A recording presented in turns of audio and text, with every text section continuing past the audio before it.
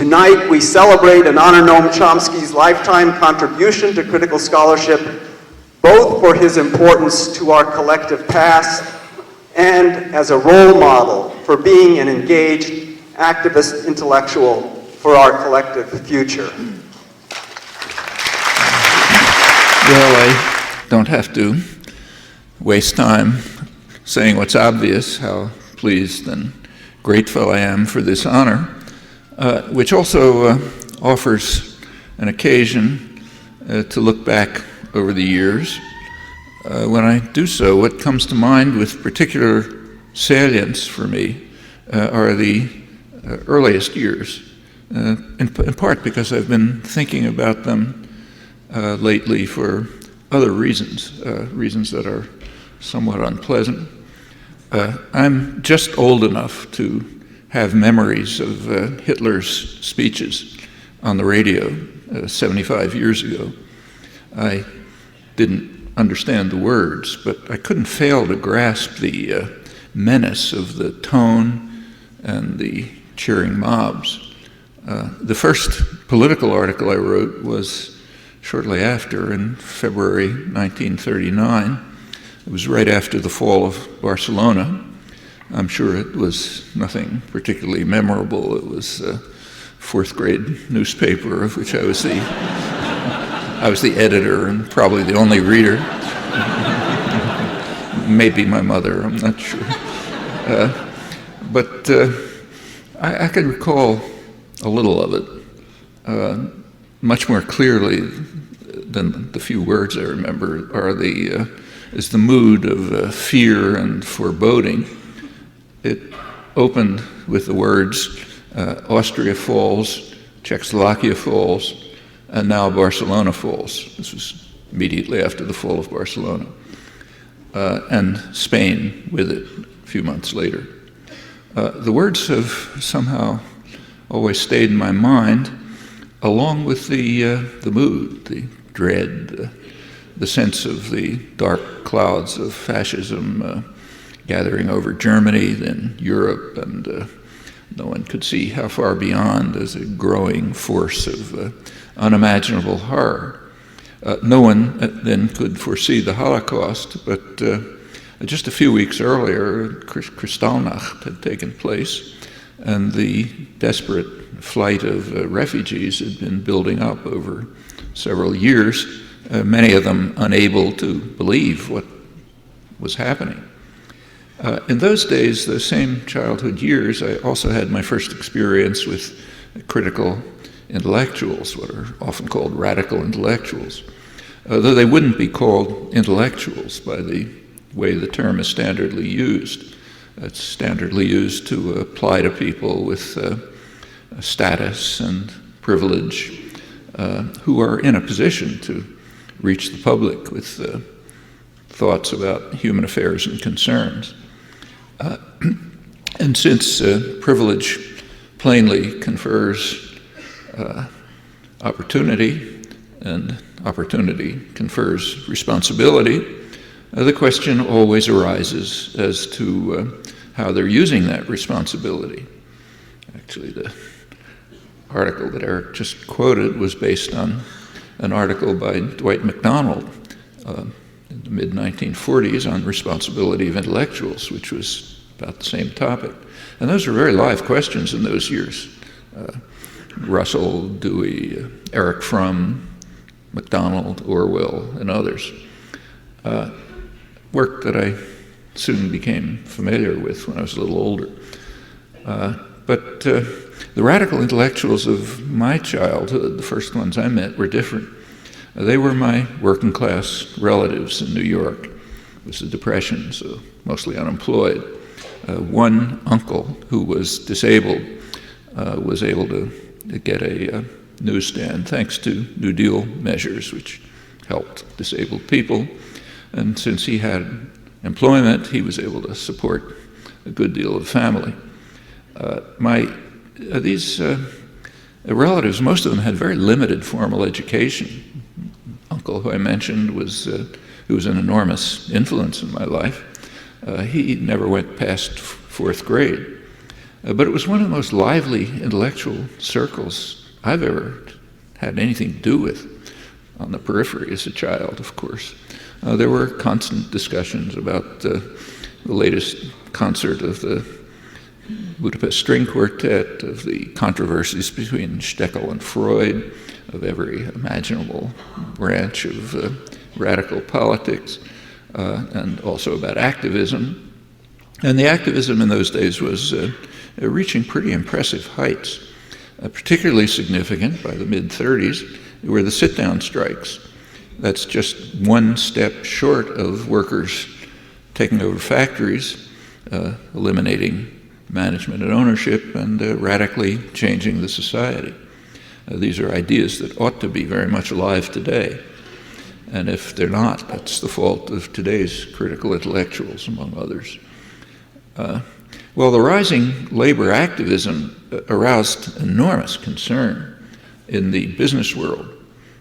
Leading figures, I'm quoting, warned about what they called the hazard-facing industrialists and the rising political power of the masses, and the need to intensify the everlasting battle for the minds of men, and on like that. They, at once, by the late 30s, were instituting fairly sophisticated programs, developed even more so later, to overcome this threat to order and discipline. It was put aside during the war, but taken up afterwards with extreme dedication and scale. There's quite good scholarship on this. It's worth bearing in mind that the United States is unusual among industrial societies in that it has an extremely class-conscious business community. It's constantly, relentlessly fighting a bitter class war. By 1941, I was spending a large part of my time in downtown Manhattan, gravitating to another group of radical intellectuals.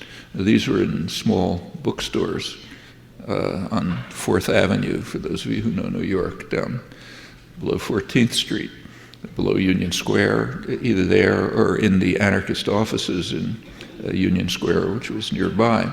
The bookstores were mostly refugees, many of them anarchist refugees from the 1936 revolution.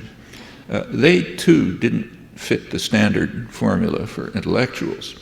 But if by intellectuals we mean people who think seriously about society, about human affairs, about the problems of life, with a background of knowledge and understanding, and consider carefully the problems and possible solutions, then by that standard they were indeed intellectuals.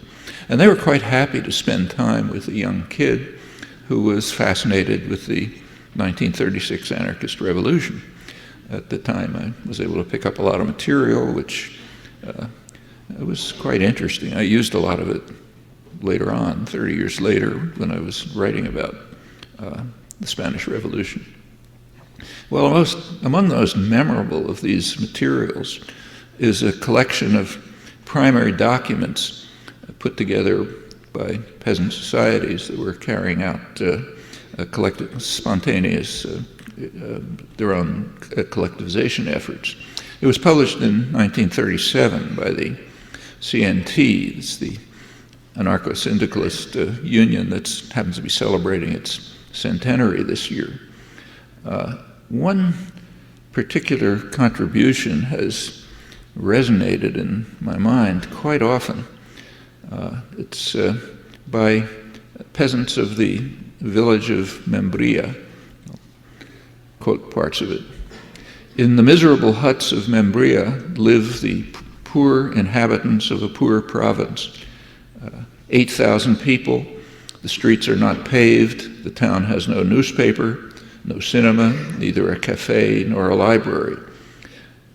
Food, clothing, and tools were distributed equitably to the whole population.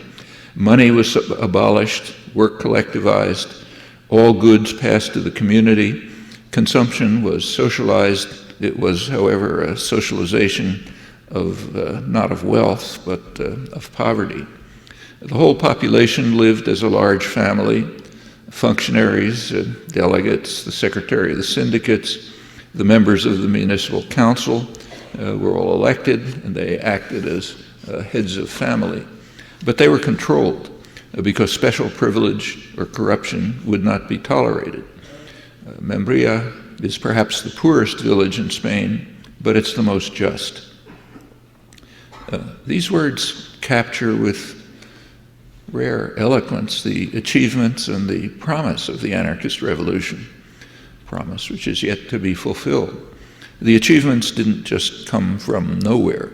They were the outcome of many decades of struggle, of experiment, brutal repression. As I mentioned, the CNT, which is behind a lot of it, is celebrating its centenary. And that also meant learning, so knowing how to go on. This experiment of creating a world of freedom and justice was crushed all too soon by the combined forces of fascism, Stalinism, and liberal democracy. The global power centers understood very well that they must unite to destroy this dangerous threat to subordination and discipline before they turned to the secondary task of dividing up the spoils among themselves. That's what we call the Spanish Civil War. But the revolution was over before the Spanish Civil War really took off, crushed. Well, in later years, I've sometimes been able to see firsthand at least a little of the lives of poor people, like those of Membrilla, poor people often suffering brutal repression and violence in the miserable slums of Haiti at the peak of the terror in the early 90s, supported by Washington, though the facts are still suppressed and highly relevant to today's tragedy in Haiti, or in refugee camps in Laos, where tens of thousands of people were huddled. They were driven from their homes, recently been driven from their homes by a CIA mercenary army that swept through northern Laos. This is after years of trying to survive in caves under a relentless bombing, at that point the heaviest bombing in history, which had nothing to do with the Vietnam War, incidentally. It's one of the gravest atrocities of modern history, I think, still largely unknown, and still killing many people because the land is saturated with unexploded ordnance.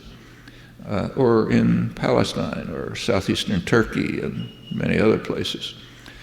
Among these, particularly important to me for personal reasons, is southern Colombia, where right now campesinos, indigenous people, Afro-Colombians, are being driven from their devastated lands by terror and from many sources, and by chemical warfare by us. Here it's called fumigation, as if we somehow have the right to destroy other countries on pretext that we manufacture. These are people capable of the most miraculous sympathy and humanity, despite the awful suffering in which we play a major part, while usually looking the other way, though in this case, at least not in Madison, thanks to the work of the Columbia Support Group here.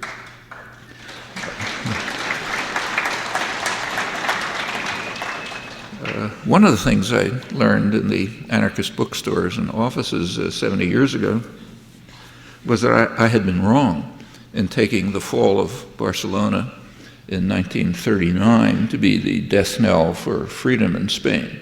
It was actually 2 years earlier, in May 1937, when the industrial working class was crushed by communist-led repression, and communist armies swept through the countryside, destroying the collectives, with the assistance of the liberal democracies and with Hitler and Mussolini waiting in the wings. Well, a few years after that, I went off to graduate studies at Harvard, my first time away from home. There I had my first extensive experience with what's called the intellectual world, the elite intellectual world. Shortly after arrival, I went to the standard faculty-run party for incoming graduate students, and I was regaled by a very distinguished philosopher, I won't mention his name, with an account of the Depression, which he assured me had not taken place. It was a liberal fabrication, so there were no rag pickers coming to our door in the early 1930s trying to get some pennies to survive. And there were no women being beaten by security forces on strike outside a textile plant, which I passed by when I was maybe 5 years old on a trolley car with my mother. And there were none of my unemployed working class relatives. A few businessmen might have suffered, but beyond that, nothing happened. It was perfectly obvious from Harvard Square that was the story. Well, unfortunately, that's not an exception. Such attitudes are broader. I could mention other cases, some of them pretty ugly. But most of the people were Stevenson liberals, liberal Democrats. These are the people who applauded when Adlai Stevenson said at the United Nations that we have to defend Vietnam from what he called internal aggression, new concept that was invented. We have to defend them from the assault from within. That's what President Kennedy called it. And these are words that we hear again today. For example, last Sunday in the New York Times, where we read the following front page story. After the conquest of Marja in Helmand province, the Marines have collided with the Taliban identity so dominant that the movement appears more akin to the only political organization in a one-party town, with an influence that touches everyone. We've got to reevaluate our definition of the word enemy, said the commander of the Marine Expeditionary Brigade in Helmand province. Most people here identify themselves as Taliban. We have to readjust our thinking. So we're not trying to chase the Taliban out of Marja, we're trying to chase the enemy out. It's a subtle distinction, since the Taliban are the enemy. That's a familiar problem. It's a problem that's bedeviled conquerors from way back. It's very familiar to the United States from Vietnam, for example. Back in the mid-60s, the leading U.S. government scholar ended up being head of the Indochina archives at Berkeley. He wrote a widely praised book in which he lamented that the enemy within was, in his words, the only truly mass-based political party in South Vietnam, and any effort of ours to compete with it politically would be like a competition between a minnow and a whale. So we can't do that. We've got to find a way to overcome their political force by using our comparative advantage, which is violence, as we did successfully. Others have faced similar problems. For example, the Russians in Afghanistan in the 1980s. That was an invasion which elicited here the kind of outrage that we muster for the crimes of enemies. Middle East specialist William Polk, who was there, reminds us that the Russians, in his words, won many military victories, and through their civic action programs, they actually won over many of the villages. And in fact, as we know from reliable sources, they created substantial freedom in Kabul, particularly for women. But to go on with Polk, over the decade of their involvement, the Russians won almost every battle and occupied at one time or another virtually every inch of the country, but they lost the war. When they gave up and left, the Afghans resumed their traditional way of life. It's not exactly accurate. He's overlooking the fact that when the Russians left, the radical Islamist forces that the United States had organized with the help of Saudi Arabia and Pakistan ravaged the place. They were so devastating that the population welcomed the Taliban when they came in. And many of them are now what we call the government, the warlord government of Kabul.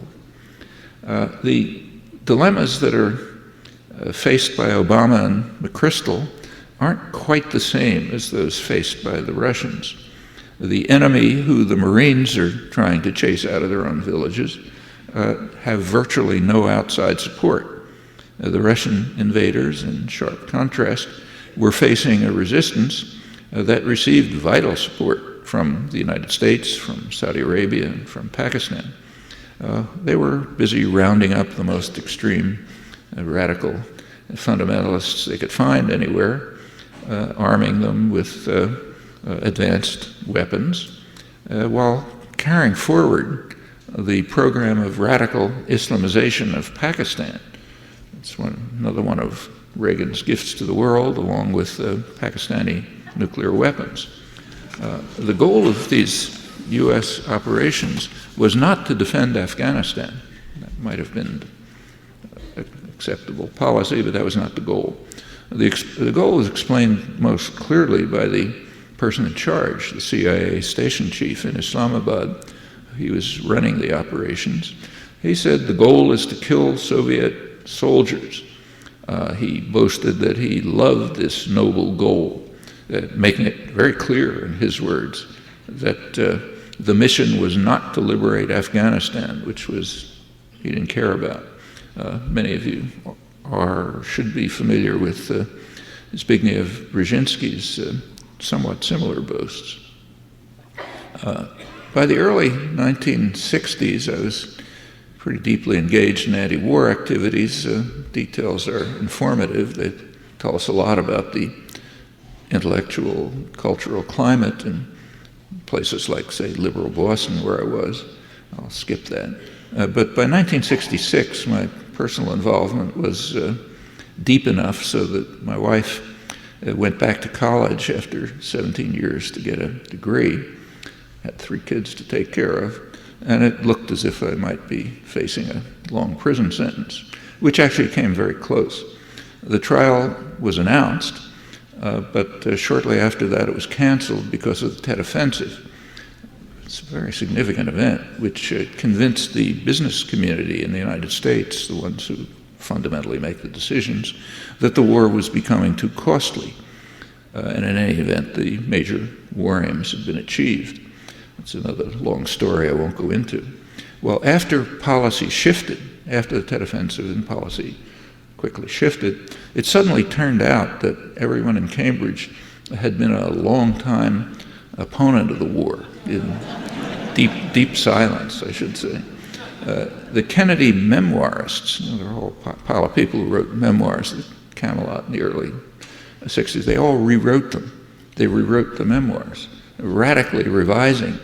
They were untroubled, and commentators were untroubled by the radical revisions or by the extensive documentation that the new tale that they were telling was completely false. The new tale was that Kennedy had been a dove and was trying to end the war and so on. The assassination prevented this noble effort.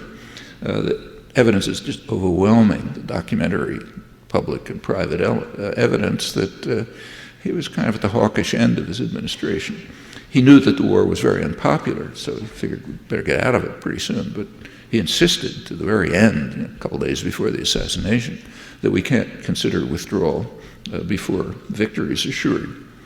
But even before the Tet Offensive, say 1966, 67, there were growing doubts in these circles, not doubts about right and wrong. Those are questions that don't arise when we're engaged in some activity somewhere, but rather about the question that does arise, namely the likelihood of success.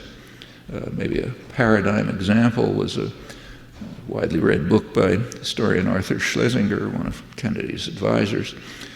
He was beginning to be concerned by the 1966, that victory might not be so easily at hand. Here's the way he put it. He said, "We all pray that the Hawks will be right and that the surge of the day will bring victory. And if it does, we will be praising the wisdom and statesmanship of the U.S. government in gaining military victory." And then he went on to describe accurately what the victory would look like. Military victory, while leaving the tragic country gutted and devastated by bombs, burned by napalm, turned into a wasteland by chemical defoliation, a land of ruin and wreck with its political and institutional fabric pulverized.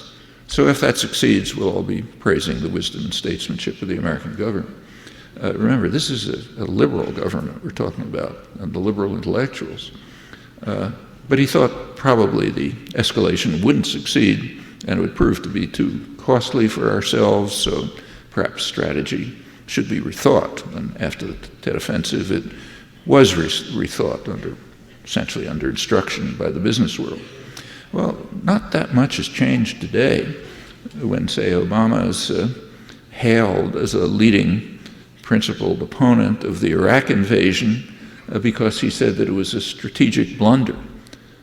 Those aren't new ideas. You could read that. You could have read that in Pravda in the early 1980s. There were plenty of people in the Communist Party writing openly saying it's a strategic blunder to invade Afghanistan. We're not going to gain anything. It's going to cost us too much.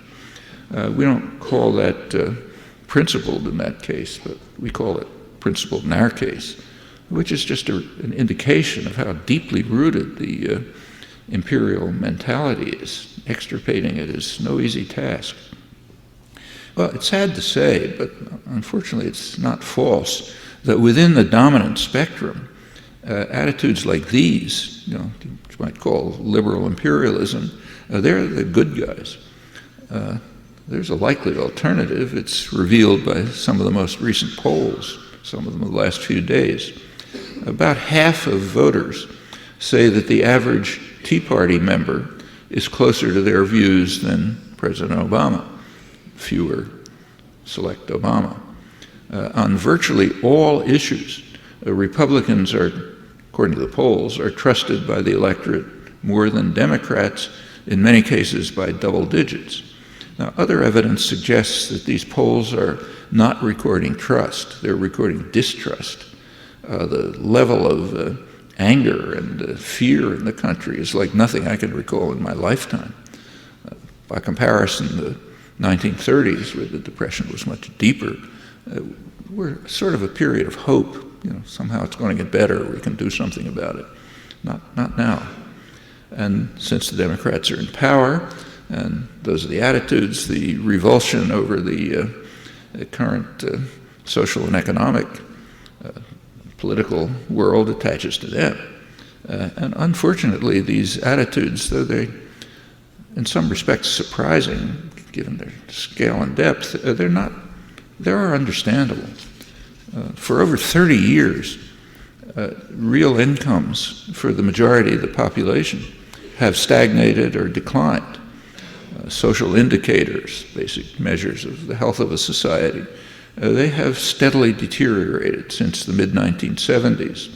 Before that, they grew, closely tracking growth, as you'd expect. But they've been declining. Their last figures are from a couple of years ago. It's back to 1960. What people, these are in large part the consequences of very conscious decisions in the 1970s to radically modify the nature of the economy, financializing the economy. And that has a corollary. The corollary is the hollowing out of domestic production. It still goes on, but not here. Like the same managers and owners produce in Mexico or China or somewhere else. And that means no jobs. Well, what people see before their eyes and what's clearly fueling the anger and hatred is that the bankers who are primarily responsible for the current crisis and who were then saved from bankruptcy by the public, they're now reveling in record profits and huge bonuses, while official unemployment, which is way below actual unemployment, is at about 10%. In manufacturing industry, it is actually at depression levels, 1 in 6. And the good jobs are not likely to return for the reasons I mentioned. Well, people, they want some answers. Why is this happening to us? We're not living in third world. It's not the Stone Age. It's not third world conditions. But why is this happening in a rich society? They see plenty of wealth going into very few pockets, probably record levels of inequality. And they want to know why this is happening. And they are hearing answers from only one place. Talk radio, Fox News, Sarah Palin, they're giving them answers. And the answers actually have some internal coherence. I mean, I spend a lot of time listening to talk radio while I'm driving. And it's interesting, shouldn't be laughed at. The people involved may be complete cynics, but the people who call in aren't. They're sincere. They have grievances, they want answers, they're getting answers. And the answers are internally coherent. If you're willing to sort of suspend disbelief and forget what you know about the world, and it's not a joke, and enter into a kind of a world of irrationality and deceit, it does hang together. It's an answer. I think ridiculing Tea Party shenanigans is a serious error. It should be far more important, I think it is far more important, to understand what lies behind this and to ask ourselves a question. Why are these justly angry people being mobilized by the extreme right and not by forces that did so quite successfully during my childhood, in the days of the formation of the CIO and other constructive activism? Well, just take one illustration of the recent illustration of the operation of what you might call really existing market democracy, which doesn't have much to do with markets or democracy. Obama, his primary constituency is financial institutions. They have gained such dominance in the economy that the share of corporate profits has risen since the 1970s from a few percent to about a third, which is tremendous economic power. They preferred Obama to McCain, and they largely bought the election for him. It's their funding that carried it at the end. And they expected to be rewarded. And that's why you put your man in office. And they were. But a few months ago, responding to the very visible rising anger, Obama began to criticize what he called the greedy bankers and so on, who had been rescued by the public. And he even proposed some measures to constrain some of the things they do. And punishment for this deviation was very swift. The major banks announced at once, very prominently, front page stories in the New York Times, that if they were going to shift their funding to Republicans if Obama persisted with this offensive rhetoric. Well, he heard the message. Within a few days, he informed the business press that bankers are, as he put it, fine guys. He singled out for special praise the chairs of the two leading beneficiaries of public largesse, J.P. Morgan Chase and Goldman Sachs, his friends, great guys. And he assured the business world that I, like most of the American people, don't begrudge people seek success or wealth. He's referring to the bonuses and the profits that are infuriating the public. He went on to say this is part of the free market system. Not inaccurate the way free market is interpreted in state capitalist doctrine. Well, people see that, not very happy about it. None of this ought to be surprising. There was an incorrigible radical who talked about it a couple of centuries ago. His name was Adam Smith. You've all heard of him. He observed that in 1776, that the principal, he was talking about England, of course, he said the principal architects of power, of policy in England, are the owners of the society. In his day, they were merchants and manufacturers.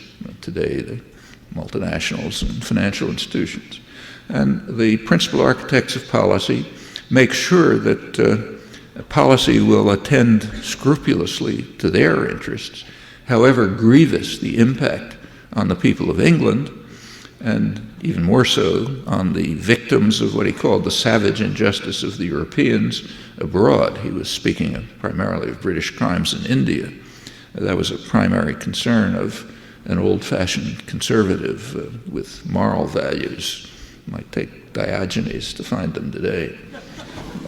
But he's basically right. That ought to be a truism. It's one of the few principles of political science that's overwhelmingly supported and obvious and denied, of course, like anything simple and revealing. There's a great deal of fevered discussion these days about whether or when the United States is going to lose its dominant position in global affairs to China and India, the rising world powers. And there's a particle of truth to these laments, but not much. A part that's partly based on serious misconceptions about debt and deficits and crucially the actual state of India and China, which is nothing like the image that's presented. But also, much more seriously, I won't go into that, the discussions are based on a very serious misconception of the nature of power and its exercise. In fact, several misconceptions. One of them is Adam Smith's truism, but there's another one which dominates scholarship and discussion on international affairs. In these areas, it's common to identify the actors in international affairs as states which pursue something called the national interest. That's some mystical notion that's uniform for the CEO of General Electric and the janitor who cleans the floors. And this national interest is totally divorced from the internal structure of power, quite distinct from Adam Smith. Well, Smith actually had a sharper eye, and his radical truism provides a useful corrective to all of this discussion. So bearing it in mind, we can see that there is indeed a global shift of power, though it's not the one that's occupying center stage. It's a further shift, a substantial further shift from the global workforce to transnational capital. It's been sharply escalating during the last couple of decades, so-called neoliberal period, the period here of financialization and deindustrialization. And the cost is pretty substantial. It includes working people in the United States and those suffering much more severely, like, for example, starving peasants in India, where peasant suicides are rising at about the same level as the number of billionaires, and millions of protesting, probably tens of millions of protesting workers in China, where the labor share of national income is declining even more rapidly than it is in most of the world. China is indeed playing a leading role in these global changes. It's become pretty largely an assembly plant for a regional production system. So Japan and Taiwan and other advanced Asian countries export parts and components to China. They provide most of the sophisticated technology, and Chinese labor assembles it and exports it.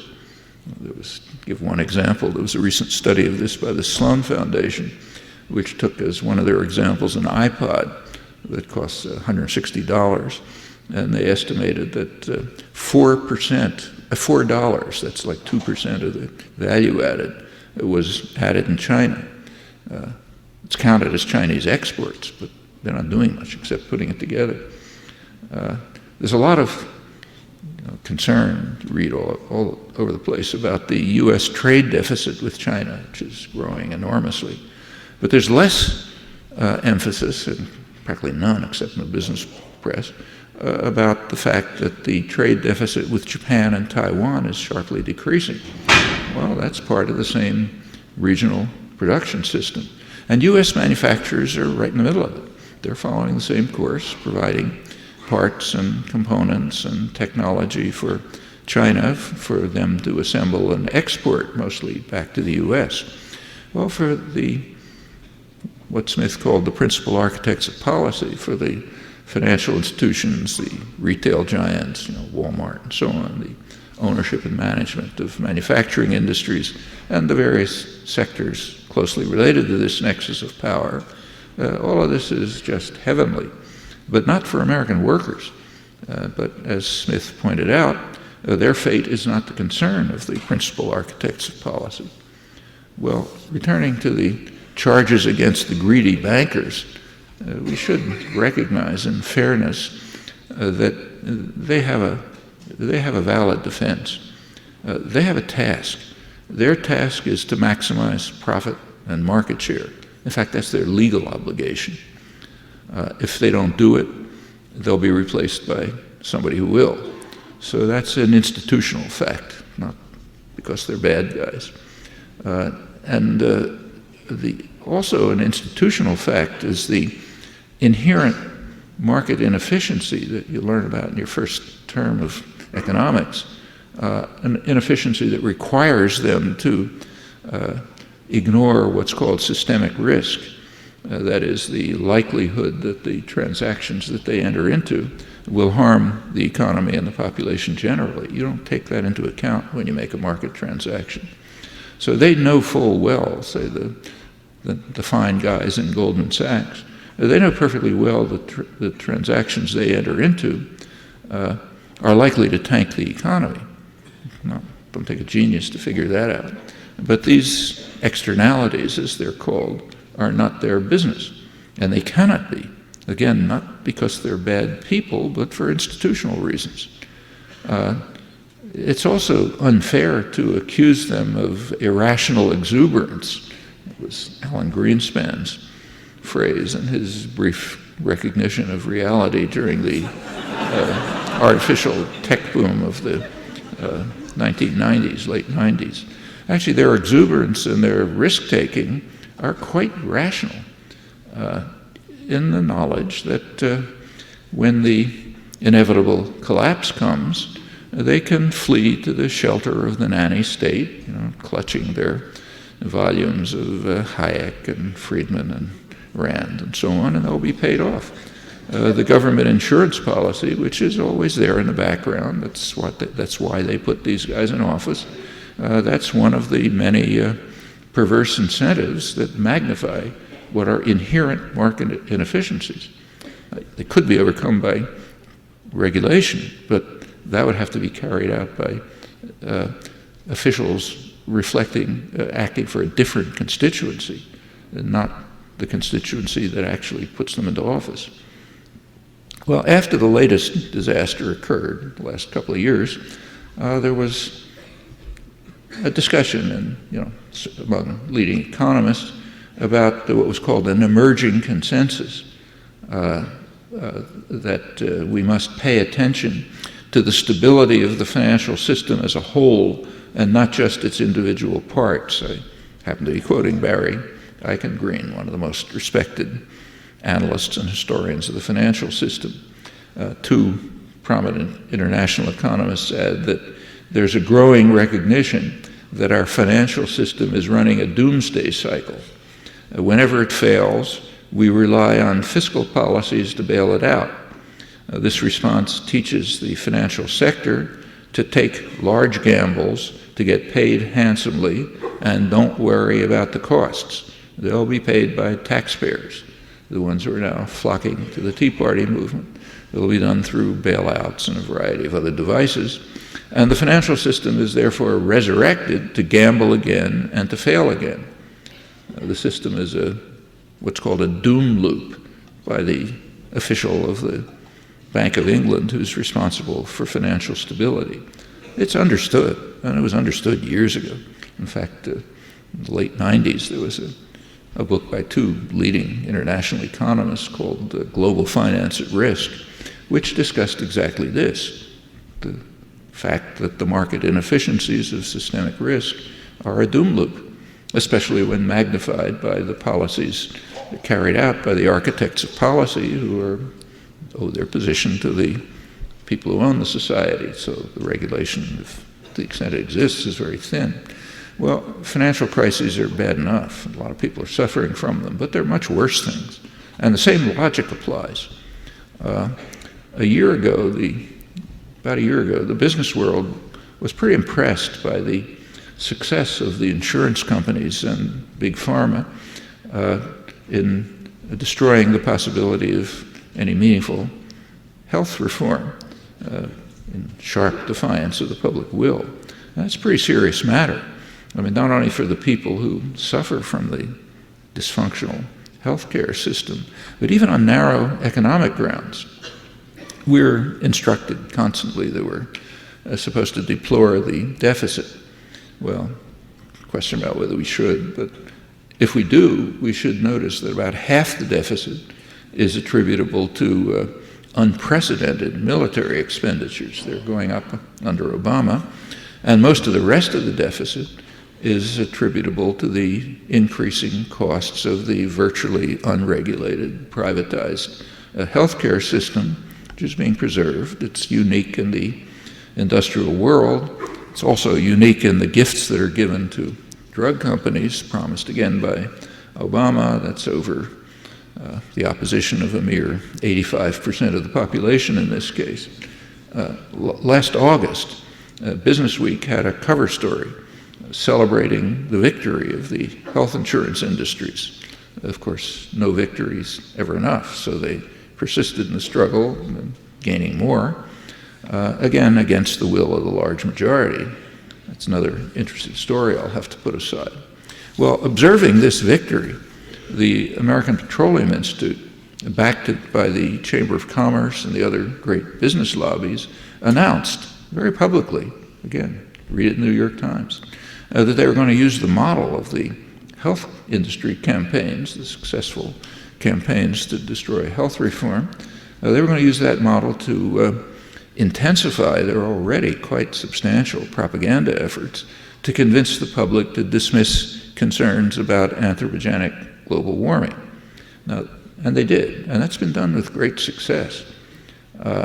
Those who believe in this liberal hoax have been reduced to barely a third of the population.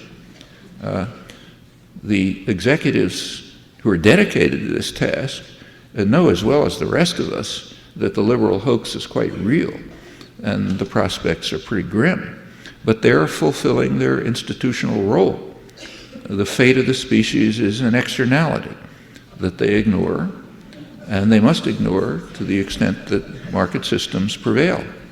So, one part of their lives they may care that the lives of their grandchildren and everything they own is going down to two, but in the other part of their lives, they have to make sure that that happens. And that's what we're seeing in front of us right now.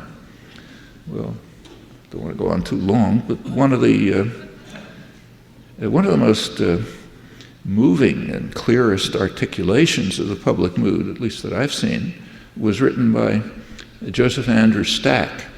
You may remember that a couple of months ago he crashed his small plane into an office building in Austin, Texas, committed suicide. He left a manifesto explaining his actions. It was mentioned in the press, mostly ridiculed, but I think it deserves much closer attention. Stack's manifesto traces the life history that led him to this final desperate act. Story begins when he was a teenage student living on a pittance in Harrisburg, Pennsylvania, former industrial area, right near its heart. It's the heart of the industrial center. He had a neighbor. She was a woman in her 80s. She was surviving on cat food. I'll quote him now. She was the widowed wife of a retired steel worker. Her husband had worked all his life in the steel mills of central Pennsylvania with promises from big business and the union that for his 30 years of service, he would have a pension and medical care to look forward to in his retirement. Instead, he was one of the thousands who got nothing because the mill management and the union, not to mention the government, raided their pension funds and stole their retirement. All that his widowed wife had was Social Security to live on. He could have gone on to say that there are now concerted and persistent efforts by the super rich and their political allies to take even that away on spurious grounds, and that may happen in the next few years. Well, going back to Stack, he decided he couldn't trust big business, and he would strike out on his own. And he soon discovered that he couldn't trust a government that, as he put it, cared nothing about people like him, but only the rich and privileged, or a legal system in which there are two interpretations for every law, one for the very rich and one for the rest of us. He couldn't trust a government that leaves us with the joke we call the American medical system, including the drug and insurance companies that are murdering tens of thousands of people a year with care rationed largely by wealth, not by need. All of this is a social order in which a handful of thugs and plunderers can commit unthinkable atrocities. And when it's time for their gravy train to crash under the weight of their gluttony, the force of the full federal government has no difficulty coming to their aid within hours. And the federal government, of course, means the taxpayer. Stack says that his desperate final act was an effort to show that there are people willing to die for their freedom in the hope of awakening others from their torpor. It wouldn't surprise me, though he didn't say so, if he had in mind the premature death of the steel worker that taught him about the real world when he was a teenager. Now, that steel worker didn't literally commit suicide, as far as we know, but he died quickly after having been discarded to the trash heap, and that's very far from an isolated case. We can add his and many similar deaths to the colossal toll of the institutional crimes of state capitalism. There are poignant studies of the indignation and the rage of those who have been cast aside as the state corporate programs of financialization and deindustrialization have closed plants, destroyed families and communities. Incidentally, rather similar studies of similar reactions in Chinese areas, what's sometimes called the Rust Belt, where similar things are happening. These reveal the sense of acute betrayal on the part of working people who believed that they had fulfilled their duty to society in a kind of a moral compact with business and government, only to discover that they were just instruments of power and profit, cast aside when they were no longer useful. These are truisms from which they had been carefully protected by the doctrinal institutions. While reading Joe Stack's manifesto and all other stuff like it, I do find myself recovering childhood memories and a lot more that I didn't understand at that time. The Weimar Republic, Germany, was 20s and early 30s. That was the peak of Western civilization. It's worth remembering that. In the sciences, the arts, and literature, it was also regarded as a model of democracy. Through the 1920s, the traditional ruling parties, the liberal and conservative parties, they entered into decline, inexorable decline. Incidentally, that was well before the process was intensified by the Great Depression. In 1925, General Hindenburg, Prussian aristocrat, was elected president, and the coalition that elected him was pretty similar to the mass base that swept Hitler into office 8 years later, that compelled the aristocratic Hindenburg to select as chancellor what he called the little corporal, who he despised, but he had to do it because of the mass support. As late as 1928, the Nazis had less than 3% of the vote. 2 years after that, the most respectable Berlin press was lamenting the sight, I'll quote them, of the many millions in this highly civilized country who had given their vote to the commonest, hollowest, and crudest charlatanism. The public was becoming disgusted with the incessant wrangling of Weimar politics, democratic parliamentary politics, and the service of the traditional parties to powerful interests, and their failure to deal with popular grievances. And at the same time, they were being drawn by persuasive forces that were dedicated to upholding the greatness of the nation and defending it against invented threats.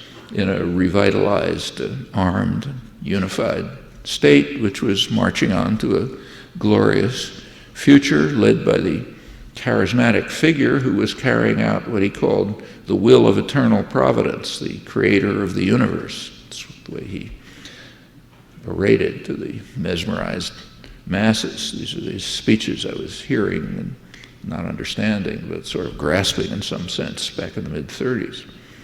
By May 1933, the Nazis had largely destroyed not only the traditional ruling parties, but also the huge working class parties, and they were enormous, and also their associations, which were very powerful and rich. They were gone within a few years. The Nazis declared May Day 1933 to be a workers' holiday, first time. That was what the big left parties had never been able to achieve. And many working people took part in the enormous patriotic demonstrations on May Day 1933. More than 1 million people estimated in the heart of what was called Red Berlin, left-wing working-class city.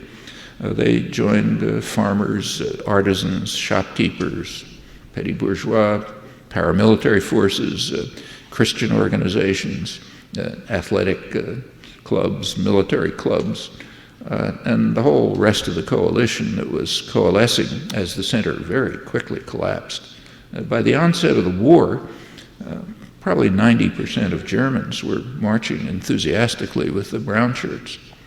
Well, the world's too complex for history to repeat, but there are some unpleasant memories reverberating, and there are lessons to keep in mind.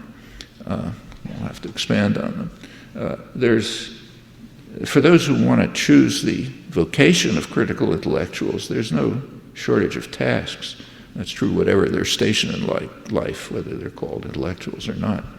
They can sweep away, they can try to sweep away the mists of carefully contrived illusion and reveal the stark reality, which is often quite simple when you clear away the mists. They can become engaged directly in popular struggles. They can help organize the countless Joe Stacks who are destroying themselves and maybe the world, and they could join them in leading the way to a better future. Thanks.